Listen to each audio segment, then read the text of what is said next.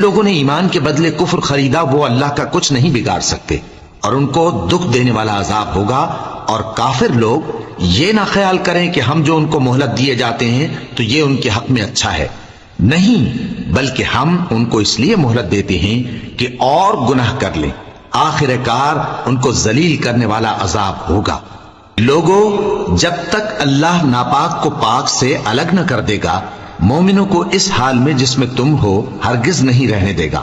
اور اللہ تم کو غیب کی باتوں سے بھی مطلع نہیں کرے گا، البتہ اللہ اپنے پیغمبروں میں سے جسے چاہتا ہے منتخب کر لیتا ہے۔ سو تم اللہ پر اور اس کے رسولوں پر ایمان رکھو، اور اگر ایمان پر قائم رہو گے اور پرہیزگاری کرو گے تو تم کو اجر عظیم ملے گا۔ جو لوگ مال میں جو اللہ نے اپنے فضل سے ان کو عطا فرمایا ہے بخل کرتے ہیں، وہ اس بخل کو اپنے حق میں اچھا نہ سمجھیں، وہ اچھا نہیں بلکہ ان کے لیے برا ہے۔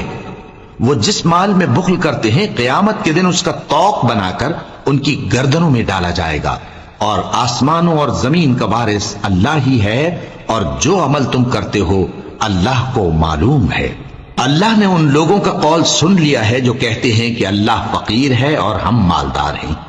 یہ جو کچھ کہتے ہیں ہم اس کو لکھ لیں گے، اور پیغمبروں کو جو یہ ناحق قتل کرتے رہے ہیں اس کو بھی قلم بند کر رکھیں گے، اور قیامت کے روز کہیں گے کہ سخت جلن والی آگ کے عذاب کے مزے چکھتے رہو۔